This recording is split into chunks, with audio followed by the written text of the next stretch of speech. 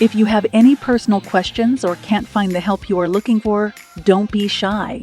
Reach out to our free helpline. Let's begin.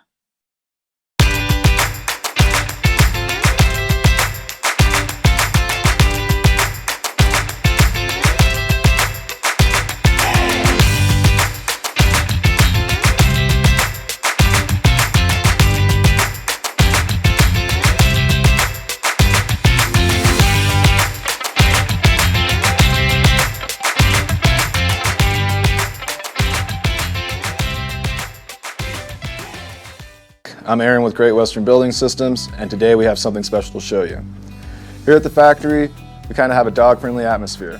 Eric and I thought a great way to demonstrate a few of the common techniques and different ways that a metal building comes together would be to build our very own GWB doghouse. And while I don't know how much actual use the dogs will have for it, I know it's going to be a great demonstration tool for those of you to come to the factory and visit us.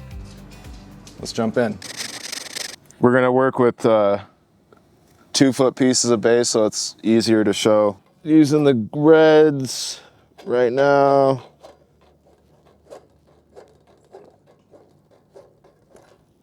If you see, it's pushing this piece up. The reds are, because we're going to want this piece to come down so we can get in there and cut this. So then I use the greens on the left side to push this down so I can bend this back.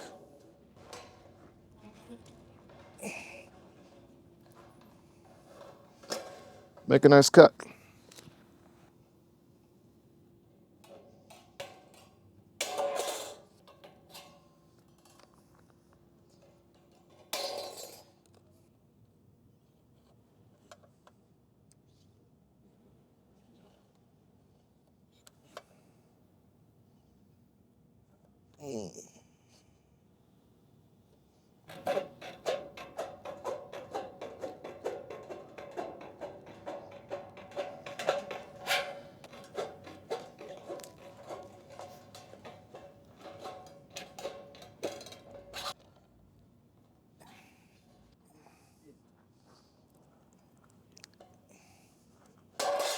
Okay, the strip, this, you could probably just force it and cut it, but really when you're like doing J trim and you have 290s, cutting this piece is, you're able to bend the metal out of the way and do a nice cut all the way around. Depending on what you're cutting, it'll push one, you always want to push the side down or up. On a normal building, this is going to sit down 1.5 inches and you have a slab to go down off of. But since we're on the concrete, I don't really have this anchored down to the concrete, so it's not really square and plumb. We'll do what we can. We want to know the distance from here to here, and then we'll also want to know the distance from just this location straight down at a 90, what the distance is. So we'll write all that down. So I'll look at it, grab my tape measure, come back here, and it is 2 inches. I'll write that down, 2 inches. 3/8 of an inch from this point to that point.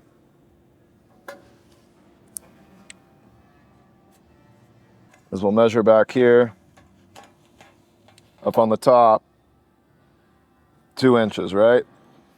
And right here, right on, this is the drip edge, right on top of the drip edge to where the sheeting is going to sit, we'll measure 3/8.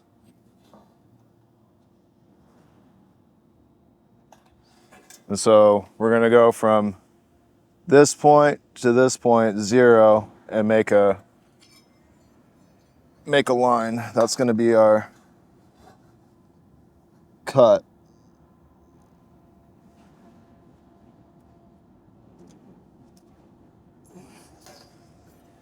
As much as we can, whatever. We're gonna keep this to give us a place to be able to pop rivet to. We'll go on our 2-inch mark. And we're gonna cut this out. I'm gonna take all that material out where the X's are.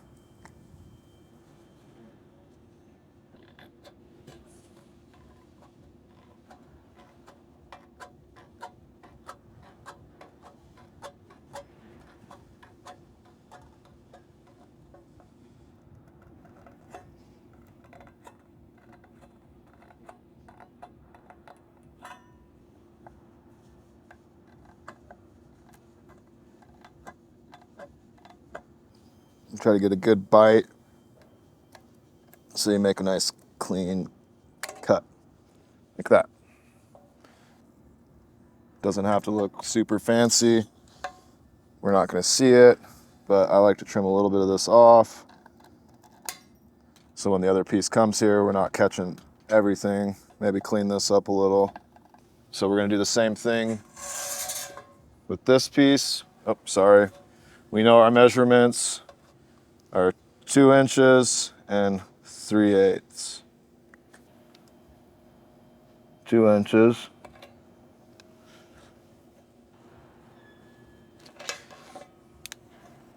Want to measure from here back 3/8 on the drip edge of the base trim. This is going to give us our miter cut.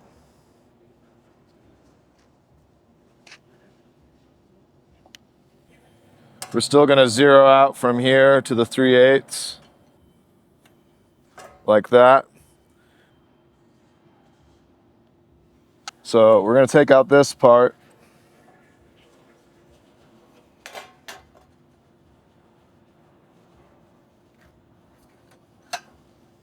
This leg we're not going to cut off. We're just going to cut all this out and we're going to bend this over. I'll show you what that'll do here in a second. Okay.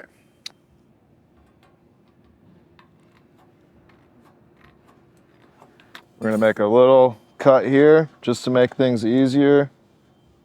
And we actually want it to go the other way. Okay. So my duckbills aren't going to reach there. So what we're going to do is we're just going to cut off a little bit of this so my duckbills will reach. I'm just eyeballing it. Doesn't have to be perfect. Try to start bending this over. And kind of have to work it because it's a long leg. So if you just try to force it over, it's not going to be a good 90. So you just kind of work it back and forth.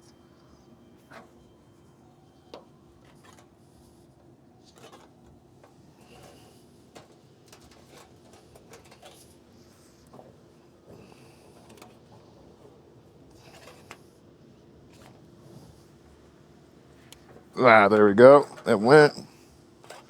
What this is going to allow you to do is attach screws here on this side to kind of tighten everything up. So ideally, once we start attaching this, we can make that 90 look really good. See, leaving this on gave us a place to be able to put a pop rivet here. And I'm gonna start putting this together so we could have a nice 90 like that, or a nice mitered cut like this. So we're back at it again on the right side. Again, just cutting this off instead of bending it over for a 90 because we don't have a 90. Again, don't close the snips all the way until you're about right there.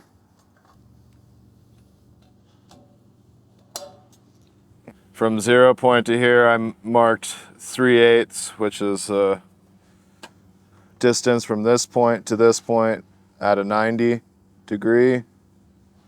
I marked back from here to here 2 inches, which is where our steel line's going to be. All this is coming out. We'll make a little cut right there. Also cut this out. So this will leave us somewhere to pop rivet our other corner coming in.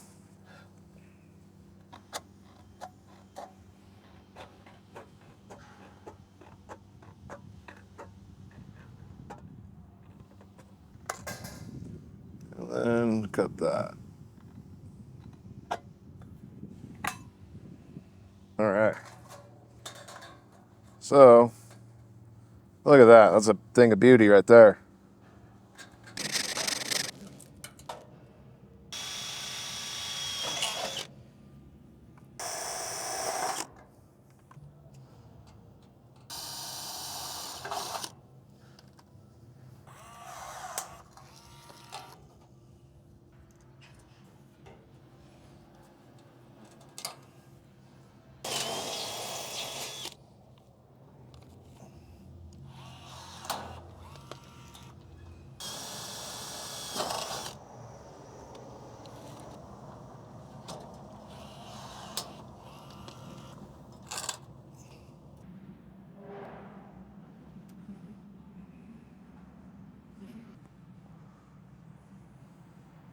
So we're gonna take measurements for our screw line. Usually this is sitting down 1.5 inches. So usually we'll take our measurement, see where we wanna land. Usually it's gonna be 1.25 inches, 1.5 inches. To hit the sheeting angle on the bottom, we're gonna probably go 3/4 inch. And you wanna make sure that you get where the sheet's actually gonna sit on the back and not the front, because the front kind of leans down.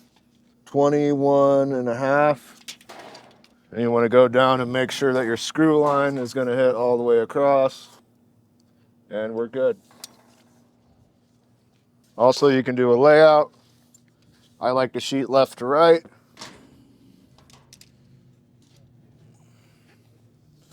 Layout's 36 inches. So that means center of the first high rib is going to be on the steel line. And we have coverage of 36 inches, center to high. So we want to mark 36 inches. Now this is only 2 sheets, so 36 inches, which we don't. We're not going to do anything over here. We'll focus on everything over here.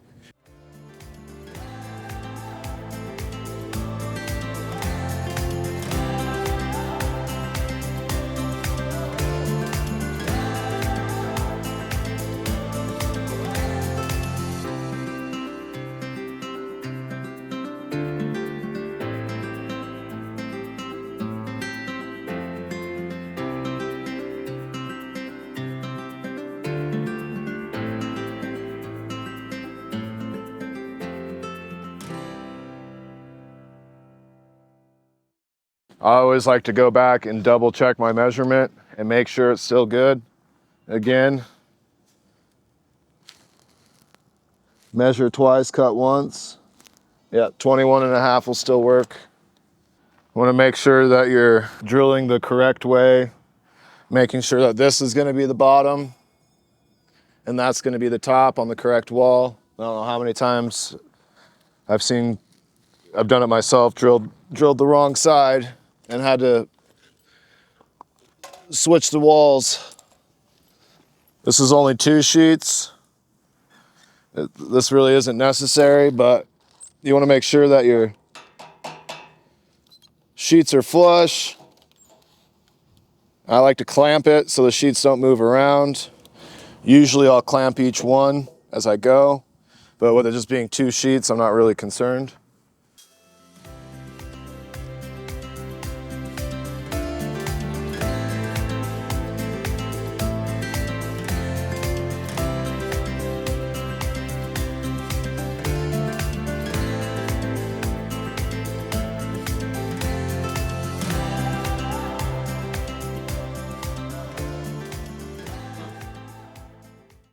Now, we could pre-drill the top.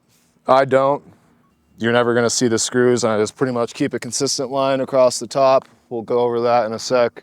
Yeah, we're ready to put on some sheets. First things first is we're gonna put some closures on, center of high to steel line. Now it's nice and warm out, so this stuff sticks because it has glue on the back, but in the winter time you might have to use double stick tape to get this stuff to stay.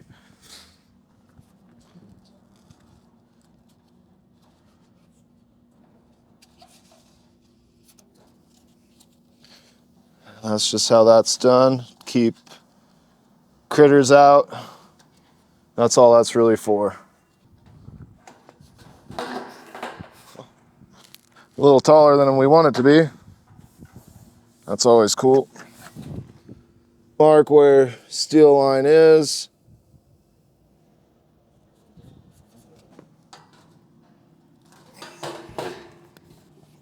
That's where we want it lined up.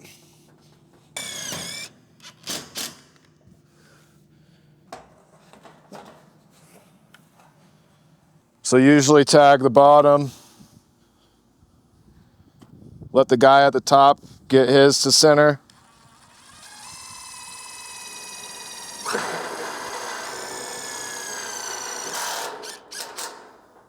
Make sure you're on your 3 foot mark.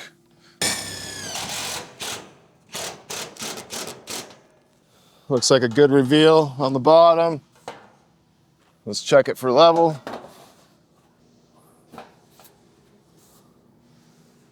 Looks like it could stretch. So there's a couple ways to stretch the panel at the top.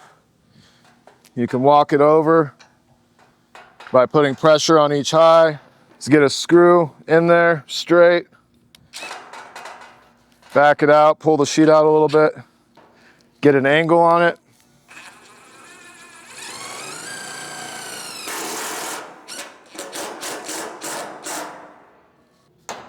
Check it for level again, and it's still way off. So we'll do the same thing.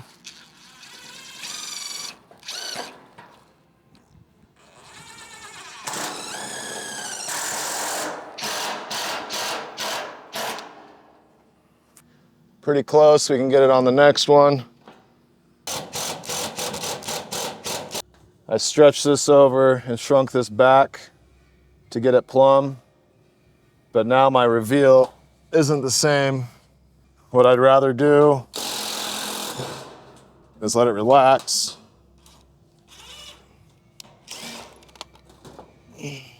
And try to get that reveal better. We'll just go ahead. Now you can see the reveal there is the same as the reveal here. So the base trim could be off a little bit. We'll just have that stretched over. And it could still stretch that way a little bit, but we can get that on this next sheet. For now, we'll screw this off.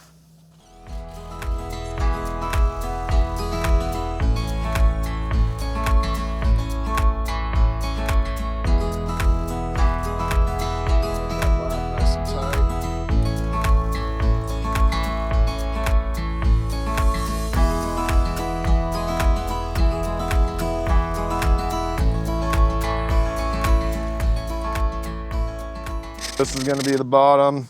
We're gonna go right to left this time so we can do that corner. 3/4.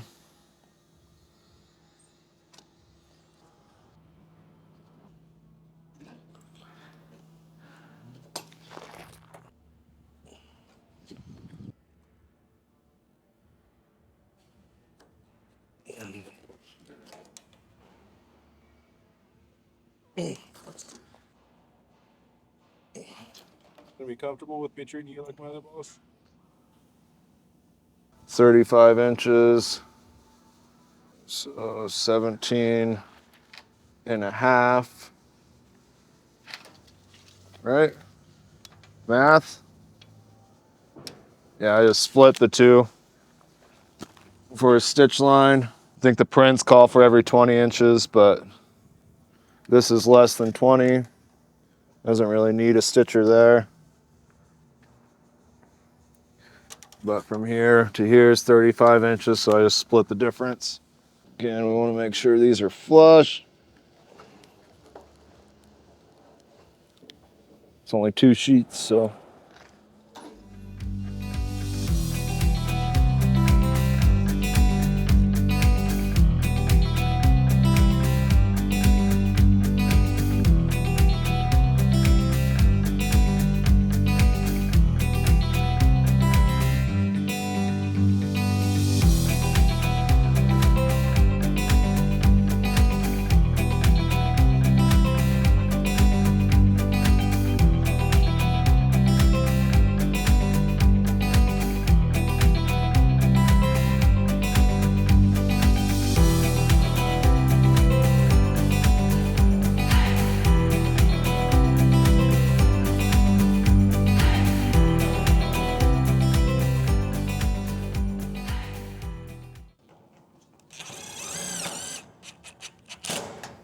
Check the level.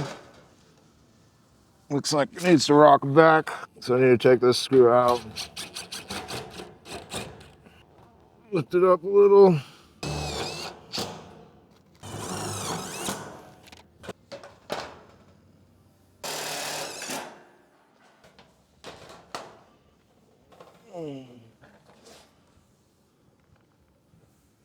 Let's just see how the corner dry fits since we're here.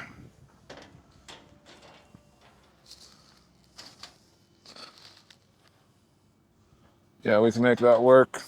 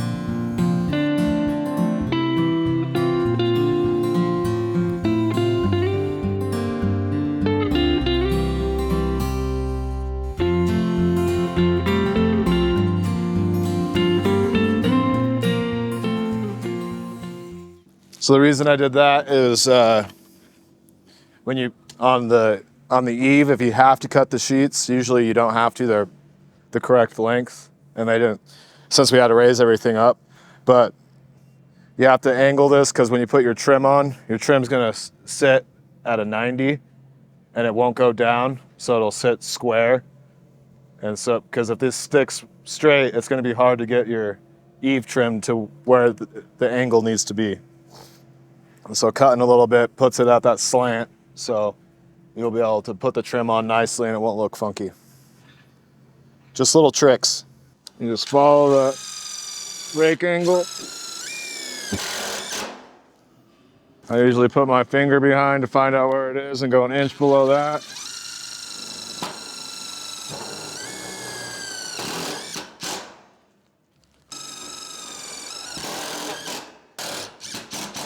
Don't have to be perfect, we're cutting it.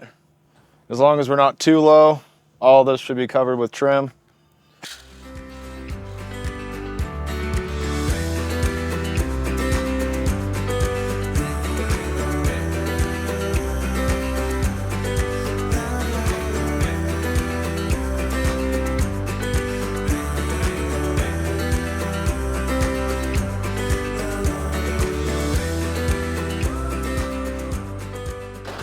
To the top, make the lap.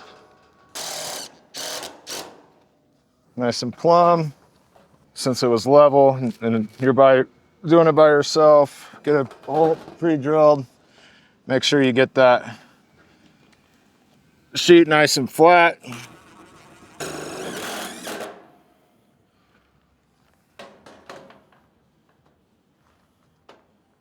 Plumb. Good. Screw the rest of it off.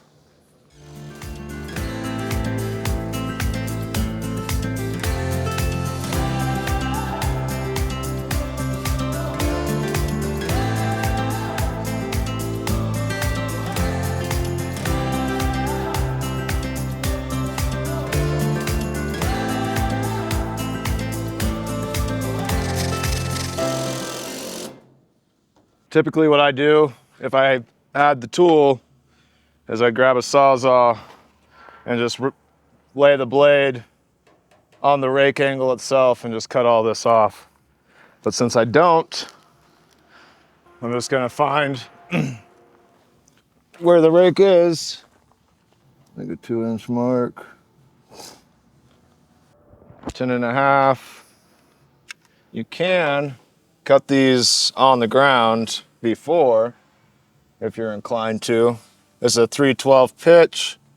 Length is on the Eave side. You go up 3 inches every foot. So if it was 10 foot on the end, it would be 10'9", and you'd make that would be your mitered cut. It all gets hidden by trim, so it doesn't have to look super pretty. We want it to look decent. That's why it's nice to double check your work before you do it, or you're going to be cutting it twice.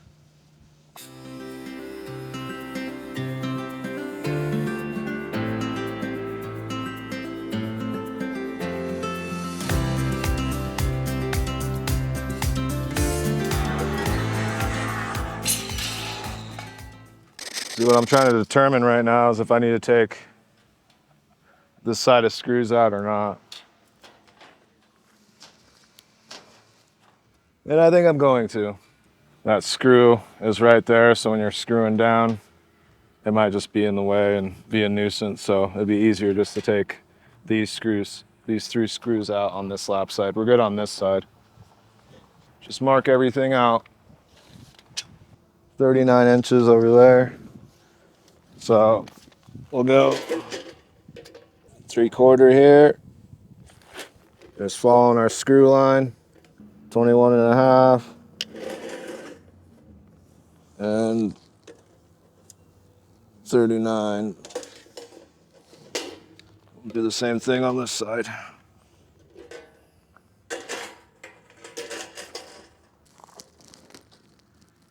Three-quarter. 21.5.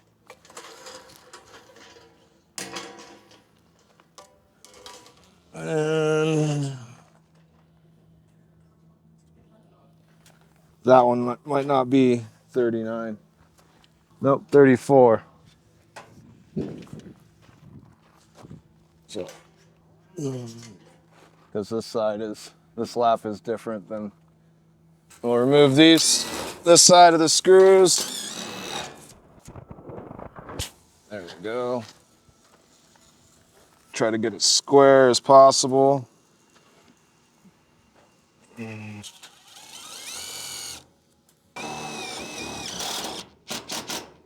Tag this side. Again, try to get it as square as you can.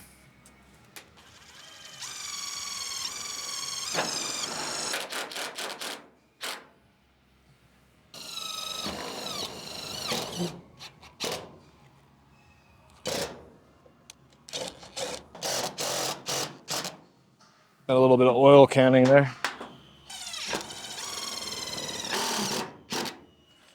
It all being the same, like from here. I guess I could see it. But yeah, it's because this girt.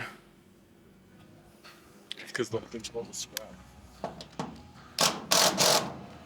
See it. I can get rid of it by doing this.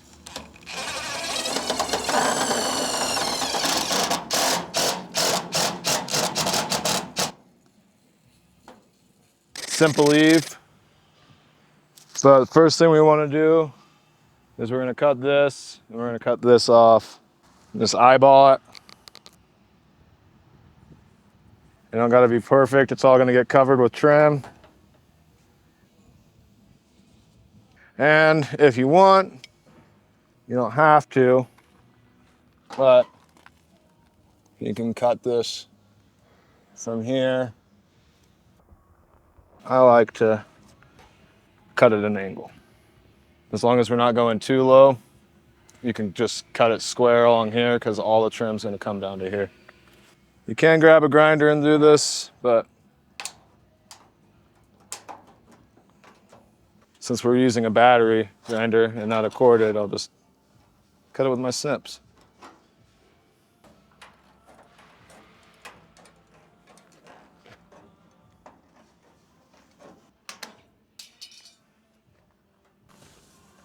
Pretty basic. Give you a place to enclose this, and later on to enclose up under here. And you can see here, not a big deal. You can get all that to close up, but same thing that we did here, we need to do right there. Let's cut a little bit of it down.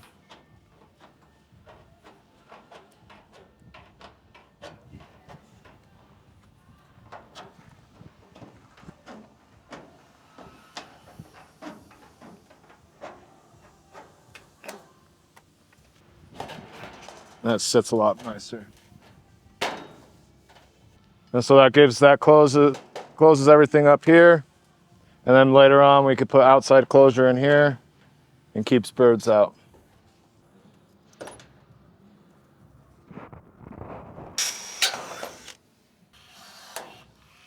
You can leave this flush. I like to leave it long until I get gable on and everything and make sure everything's gonna tie nice together, and then I don't need this extra material, because you never know, you might. Just go right above the hem. And for now, I just tack it at every high on the, and we'll come back later once the roof is on and put all these in.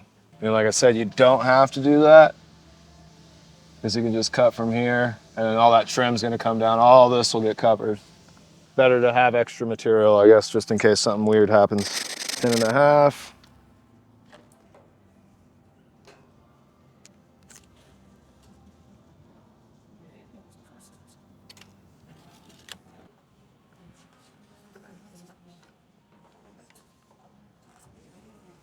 And usually this is better not using a Sharpie and a carpenter pencil, but it's really hard to see pencil on galvanized.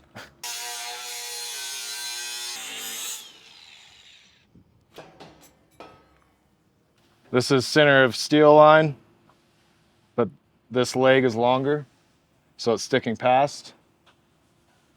So when you go to put your other sheet on, this is gonna get in the way. So all you need to do is just take that off.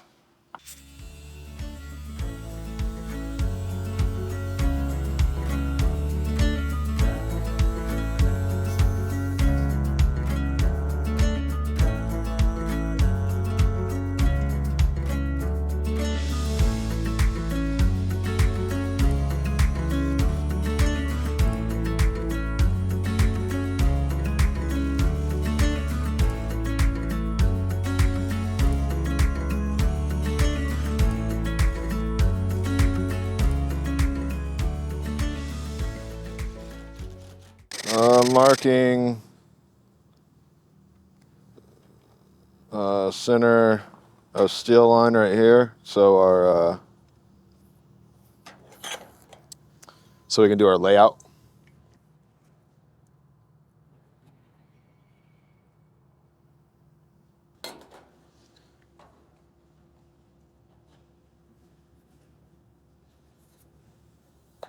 We're an inch and a half between the high and the wall, right? More like 1.25 inches, whatever. But we want to put our screw line on the eave. I'm going to go 3 inches. I want to stay on this, the closure strip. What we would do is put the mastic under the closure and then the closure on top, and then mastic on top of the closure. But we're not going to do that here, because if we want to take this thing apart, it'll be almost impossible once that stuff is stuck. We want to go 1.5 inches past, so we'll be at 4.25 inches. is where our screw line will be.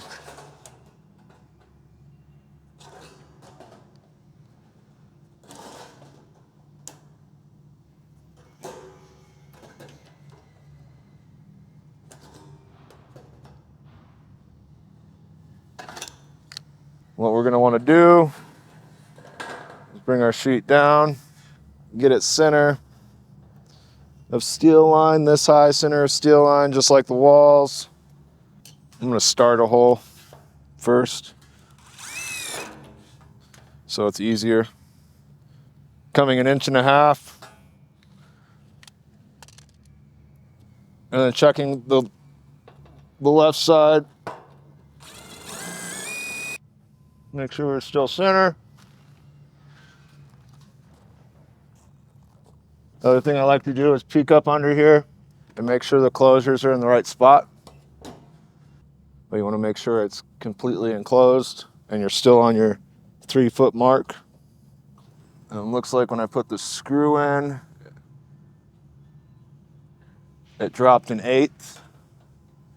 So it went to 1 3/8 inches. 1/8 inch is a lot. So we'll bump that up and get it to match.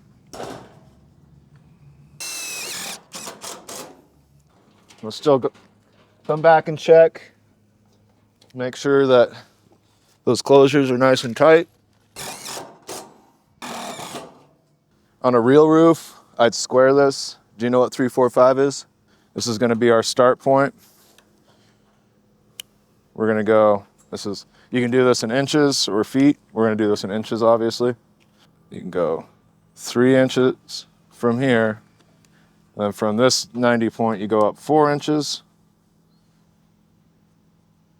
And then from here to this point should be 5 inches.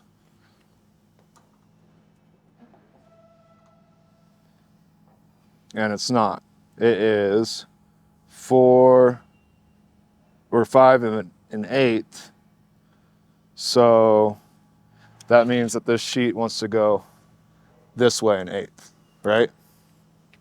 We're not gonna really worry about 1/8 on a 2'6" sheet, but on a 20-foot sheet, 1/8 is a lot of inches. So again, 3 inches, 4 inches, and then here should be 5. Typically, I'd have a string line out here of 1 inch. So technically I'd have a string line out at 3 inches and have it, and that's how, instead of doing this every time, because this isn't true. If you have a string line, you can measure from outside to the string line 1 inch and keep a nice reveal all the way along.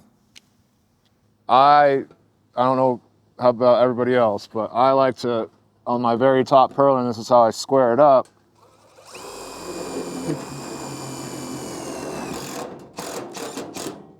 Tag it where it needs to be.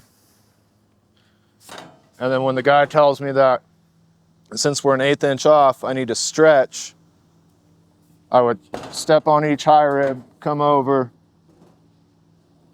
and tag another one. Now these aren't gonna matter, and I just take these out when I go to put the ridge cap on. And so that's pretty much that for this side. We're gonna go to the other side, put another one on, and we'll do the same thing we did over here. We'll find center of steel line, mark it, and then put a layout. Easy way to find center of steel line is a square on your simple Eave.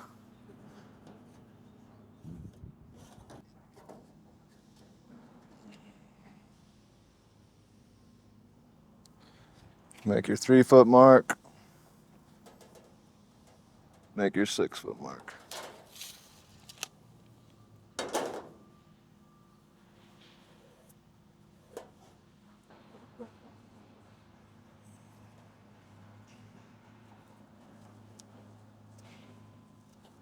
What part do you line up with?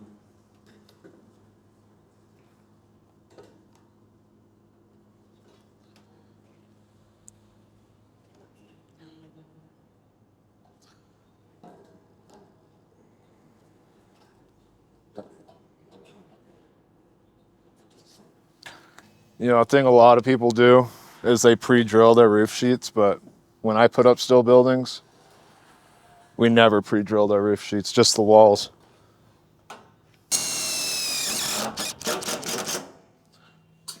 Again, make sure your closures are nice and snug.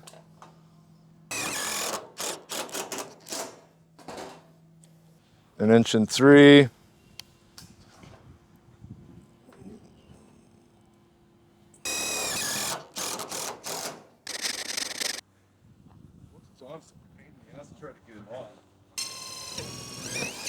Nope.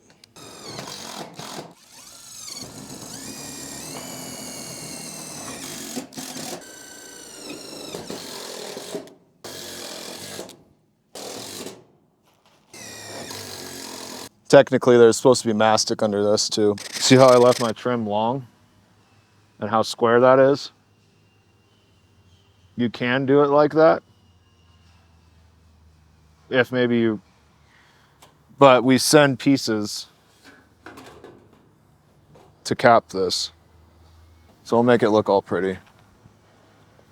What I like to do is kind of find where this is gonna sit, right? I want it to sit flat on the eave trim to close all this off. And nothing's gonna get in there. So I'll take this and move it back. So I'm just marking where I'm gonna put that cap, where I'll have it all closed off. I think I'm gonna cut this off because this is gonna be in our way. We're gonna cut this.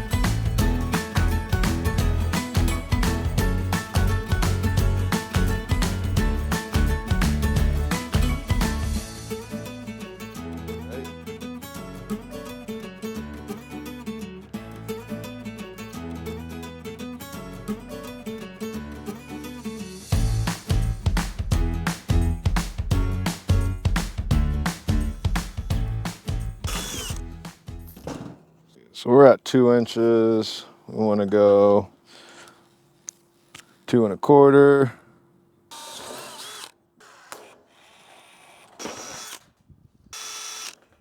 Ta-da.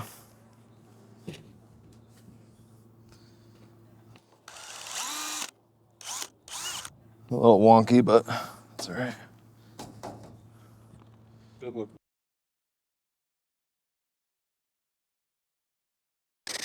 I've never had a mitered like this, so 1/2 inch, so a 1/2 inch back. And we go like this, right? What is the reasoning behind? We're gonna take out this part, and then from here to here and from here to here, we're gonna bend it. So over here, we're gonna go on our line. And we're just gonna work it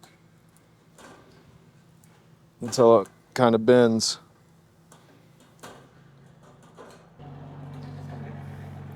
Something like that.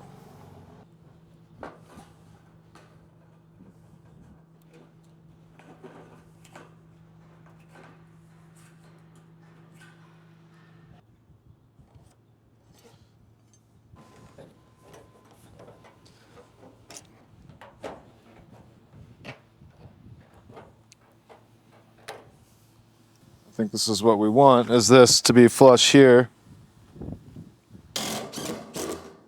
We want this to be somewhat like at a pitch.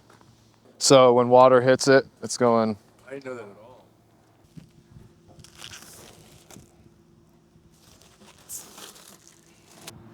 And to get a real miter, we want to go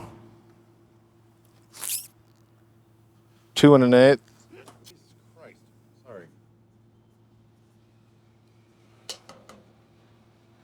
gonna look nice.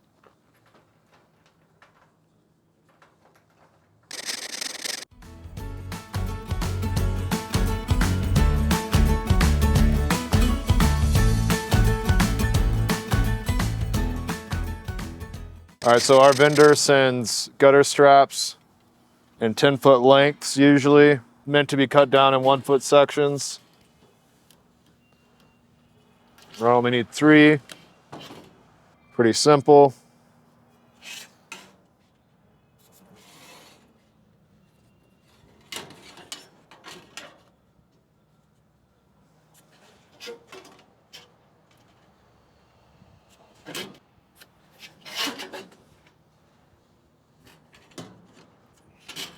I just brought my straights out.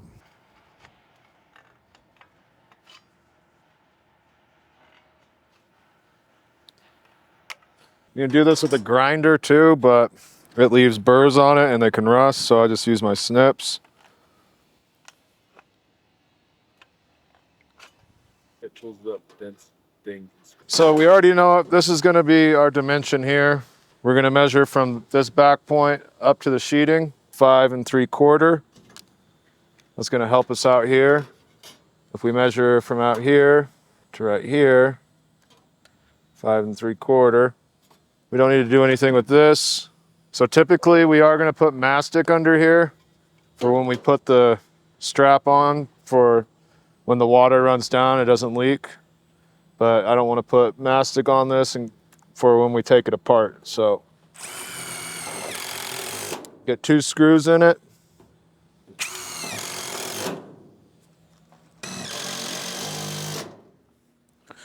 Thing ain't gonna go anywhere. Now to keep your gutters straight, this is why we made a mark. This is from here to here is 5 3/4, the same distance from here to the sheeting. So now all we need to do is put that mark right there.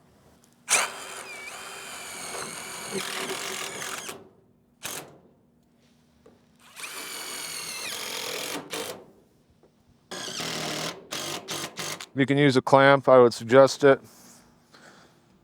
And now this is going to be in line with that one.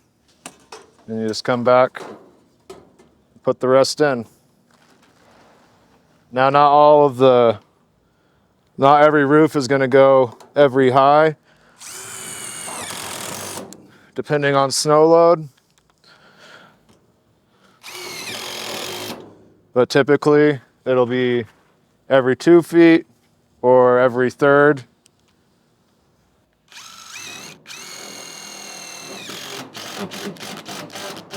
I would suggest in Colorado that you do every foot. Thanks for watching. We hope this video was helpful for all those who needed a little guidance. And if you still have questions or need help, check out our other tutorials and give us a call. See you next time.